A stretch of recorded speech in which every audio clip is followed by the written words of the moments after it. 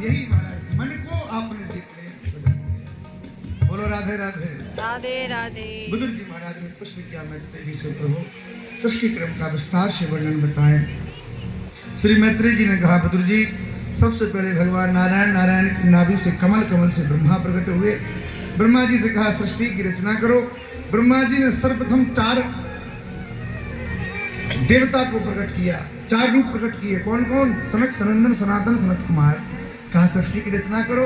चारों ने कहा कि भाई देखो हम तो भजन करने के लिए आए, हमारे बस की बात नहीं है। अच्छा कोई बात नहीं। ब्रह्मा जी को क्रोध आ गया, भौहें चढ़ गई। भौहों के मध्य से भगवान रुद्र प्रकट हो गए। शंकर भगवान की जय। भगवान शंकर से कहा कि सृष्टि की रचना करो। भगवान भोलेनाथ ने भूत प्रेत पिशाच न जाने क्या क्या बनाना प्रारंभ कर दिया। इतनी सृष्टि की रचना करी भूत प्रेतों की कि ब्रह्मा जी को खाने के लिए दौड़े, खाओ खाओ मारो मारो। ब्रह्मा जी ने कहा अलम प्रजा भी सृष्टा भी, बंद करो सृष्टि, हमें तुम्हारी ये सृष्टि नहीं चाहिए। शंकर जी बोले ब्रह्मा जी हम तो यही चाहते थे, हमारे बस का काम नहीं है, हम तो आनंद लेना चाहते हैं। शंकर सहज स्वरूप समारा, शंकर सहज स्वरूप समारा, लागे समान अखंड अपारा, लागे समान अखंड अपारा, लागे समाधि अखंड अपारा। भगवान शंकर ने समाधि लगाई और बैठ गए महाराज अपनी समाधि में। अब सृष्टि की रचना कौन करे? तुरंत ब्रह्मा जी ने सोचा क्या करें, एक स्त्री और पुरुष को प्रकट किया। मैथुन सृष्टि के द्वारा सृष्टि की रचना रची। स्वयंभुव मनु अरु सतरूपा, स्वयंभुव मनु अरु सतरूपा, कृपे भैरन सती अनुपा, कृपे भैरन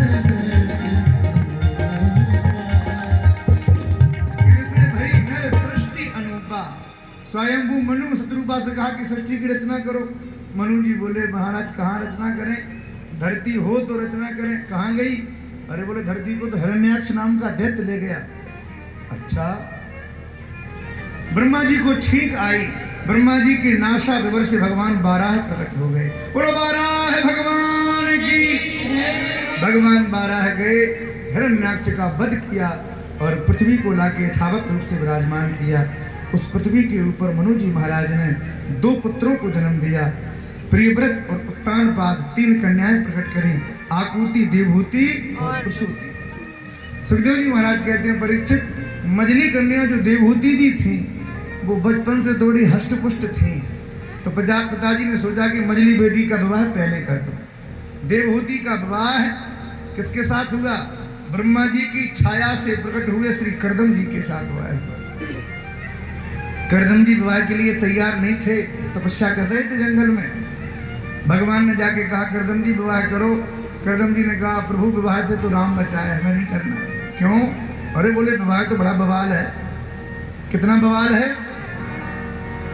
रहीमदास जी कहते हैं रही मन ब्याह व्याधि है, रहो वो सको बचाए। अरे पाइन बेड़ी परत है, गाय बजाए बजाए। पैरों में ऐसी बेड़ी फंसती है कि व्यक्ति जीवन भर के लिए बंध जाता है, कभी निकल नहीं पाता। अच्छा नाम ही है विवाह। जब बारात जाती है तो लोग कहते हैं वाह क्या बात है, वाह विवाह में वाह छपा है, वाह क्या बात है, बहुत सुंदर। और जब विवाह हो जाता है तो कहता है आह हे भगवान ना हुआ होता तो ज्यादा अच्छा लगता। बोलो राधे राधे राधे राधे। एक बार एक कन्या का विवाह हो रहा था, विदा हो रही थी। उस जमाने में कन्याएं रोती थी विदा में, आज के जमाने में नहीं रोती। आजकल तो टाटा बाय बाय करके विदा हो जाती है। पहले कन्या रोती थी, कभी भैया के गले लगे, कभी मैया के गले लगे, बार बार रोवे। पति ने कहा देवी क्यों रोती हो? अरे चुप हो जाओ भाई, हमारे घर में सब कुछ है, रो मत। उस स्त्री ने कहा कि सुनो जी, आज मुझे जितना रोना है रो लेने दो, क्योंकि मेरा रोना केवल आज तक ही है, कल से मेरा बंद तुम्हारा जिंदगी भर शुरू होने वाला। परमात्मा से प्रार्थना करें, विवाह शब्द का यदि सही सही अर्थ हम करें तो विवाह में वी, वा और हा 3 अक्षर हैं। थोड़ा ध्यान से सुनना। वी माने विवाद से जो मुक्त हो, वा माने वासना से जो मुक्त हो, और हा माने हरि से जो युक्त करे, वो विवाह है। विवाह करने के बाद यदि जीवन में विवाद बना रहा तो विवाह का कोई मतलब नहीं। विवाह करने के बाद हमारा चित्त केवल काम वासना भोग में ही हमारा मन लगा रहा तो आपका विवाह व्यर्थ गया। और विवाह होने के बाद यदि आपकी हरि से प्रीति नहीं हुई तो आपका विवाह व्यर्थ है। विवाह के बाद 3 चीजें तो होनी चाहिए। विवाह के उपरांत विवाद ना हो, वासना मन में प्रकट ना हो और हरि में मन लगा रहे, समझो आपका विवाह सफल है। अब कोई आपको दुखी नहीं कर सकता।